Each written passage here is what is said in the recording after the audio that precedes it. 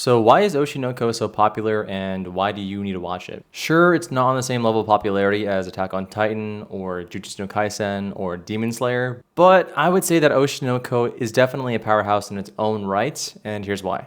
First, the credentials of the anime are actually pretty good. The source material is very good, it has a loyal fan base, and the author, Akasaka, has a pretty good track record with developing engaging and popular pieces, as evidenced by his most popular work, Kaguya-sama, Love is War, the most recent season of which is currently ranked number 5 on my anime list, if you care. And this kind of makes sense, right? If Christopher Nolan or James Cameron was announced to be working on a new movie, the media would lap that up and blow it up, I'm sure. That's basically what happened with Oshi no Ko. The media coverage and the advertising for Oshi no Ko was insane, just on another level, and even on YouTube, they were having so much success with blowing it up episode after episode to make sure as many eyes could see it.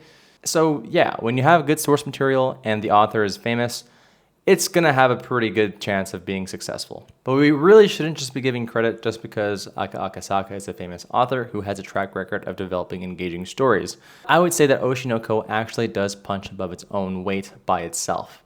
Why?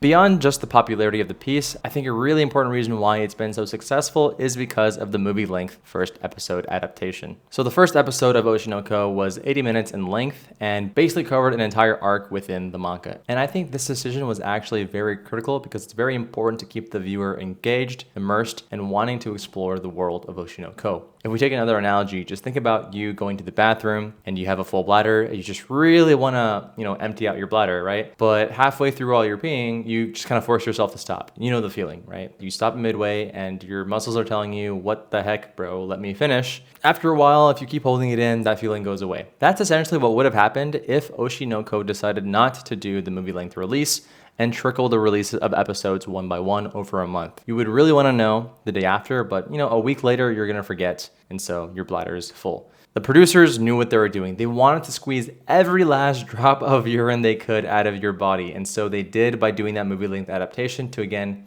maximize that emotional impact of the first episode. And so the producer's decision to actually develop a movie-length first episode for Oshi no Ko was a phenomenal decision that really skyrocketed the popularity of Oshi no Ko into the top spot of my anime list for a few weeks or a few days, which is pretty hard to do. So Oshi no Ko is actually just another foray into an existing popular genre, the isekai. But the isekai genre as of late has been pretty oversaturated and just full of studios and mangaka just trying to cash in on the current craze, right? But Oshi no Ko takes it a step further and adds fresh elements to it to make it stand out without leaning on some dumb slapstick absurdity, like isekai as a sword or isekai as a fridge.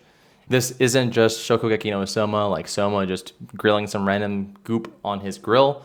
This is like Gordon Ramsay coming to your house, taking a tried and true dish that you have always known and loved, like scrambled eggs, and making it so much better that you didn't know that scrambled eggs could taste so good. That's essentially what Akasaka is doing with Oshi no Ko and the isekai genre. He's taking the isekai, which you know and love, and is just elevating it to a level that is actually making it better, not worse. And so Oshi no Ko was crafted with genuine thought and care put into building a world worth exploring by the viewer. Akasaka is the chef, and he's created a world set within the modern entertainment industry of Japan, adding a dash of mystery and infusing it with the pace of an emotional thriller movie. Just to summarize, Akasaka is Gordon Ramsay taking an isekai and elevating it to a Michelin star level without relying on tropes like fan service, one-dimensional harems, or overpowered main characters. The movie-length first episode really engages you and squeezes every last drop out of your bladder, and then Oshi no Ko just by itself is already super popular among its loyal fan base. And so those three reasons by themselves make it pretty likely that Oshi no Ko was going to have this kind of success. So I can't recommend Oshi no Ko enough. I think it definitely is worth the hype and worth the watch. I think it's one of the most interesting isekais that have been released as of late.